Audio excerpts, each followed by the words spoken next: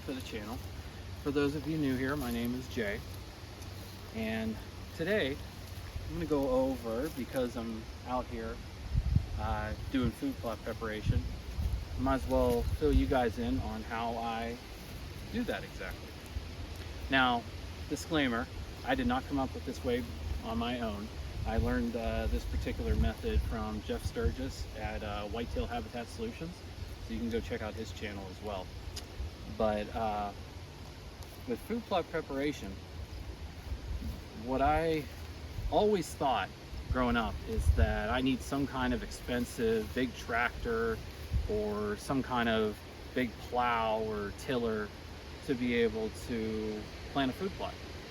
And I was turned on to this particular method, and it really opened my eyes to the fact that, oh, this is really easy and affordable also, instead of having to buy a tractor. So what I do is, as you can see here, this field is about half acre. Grass, the weeds in here aren't looking too good. There's a reason for that. So I do what's called a no-till method. And what that means is, you know, I'm not tilling up the ground, I'm not doing anything. I'm using chemicals to take care of all the weeds here. And then I have a bunch of open soil that I broadcast seed onto.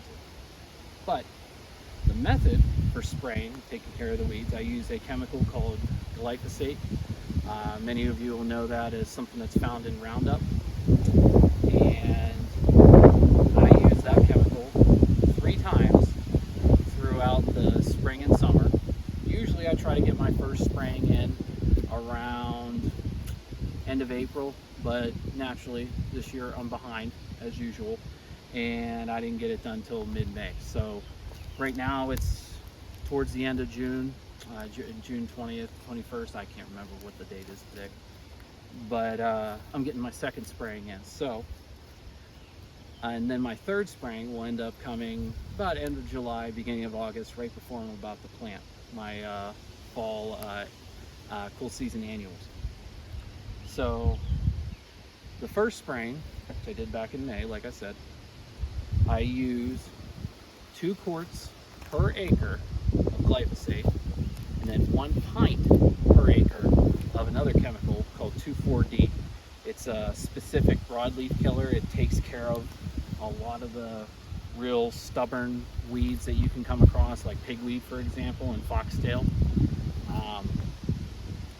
So that's the first spraying with that. The second spraying, which I just did today, is another round of that.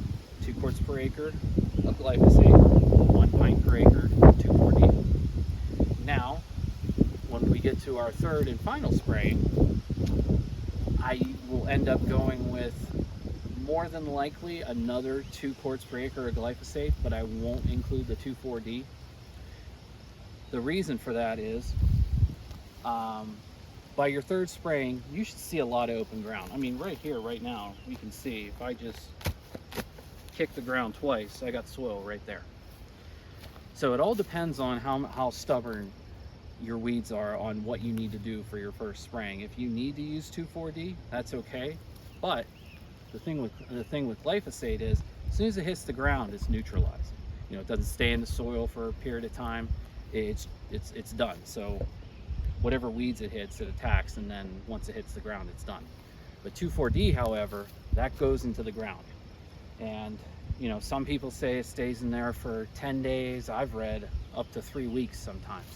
So if you're, you know, think about it, you're spraying at the end of July, and if you include 2,4-D in that, you probably want to space out your planting date at least 2.5, 3 weeks potentially, so that your seeds aren't hurt by that 2,4-D at all.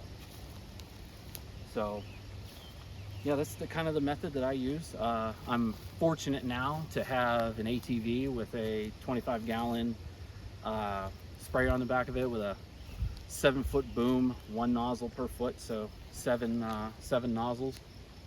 I can be pretty efficient with that. And on our big property up here in Clarion, I'm gonna have quite a few plots, and yeah, I need something like that, because prior to all this, I never had an ATV until this year. Back on the small property, that I hunt, the real small 14, 15 acres, where I had basically one bigger plot that was like 3/4 of an acre and then a 1/4 of an acre food plot trail. I did all that by a backpack sprayer, and it was a pain. But it's what I had, it's what I could do at the time. It's what I could afford.